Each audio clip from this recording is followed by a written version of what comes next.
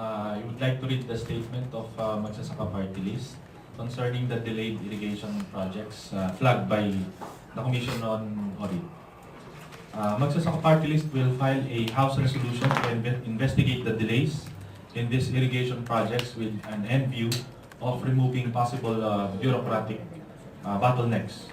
It also urges the National Irrigation Administration to, if warranted, file appropriate charges for erring contractors which failed to complete the projects, blacklist them if possible, along with finding out if such unfinished or uncompleted projects were due to government neglect and corruption in the agency. Magsasaka Party List demands the immediate easing out of these bottlenecks to allow the expeditious completion of these irrigation projects, to caution the adverse impact of rice tariffication law to farmers who continue to bear the brunt of wrong policy and government ineptness. Alam niyo po, sunod-sunod po yung mga challenges sa ating magsasaka.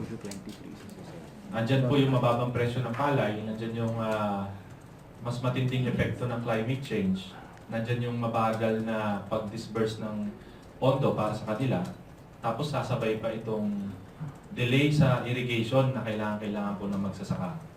Parang pinagsukluban na po ng langit at lupa yung magsasaka natin. Lahat na lang po ng kamalasan ay napunta na sa kanila. Kaya kami po, gusto namin imbestigahan at malaman yung totoo. At dapat po managot yung dapat managot. At dapat makumpleto na po itong mga irigasyon na ito para sa ating magsasaka sa lalo madaling panahon.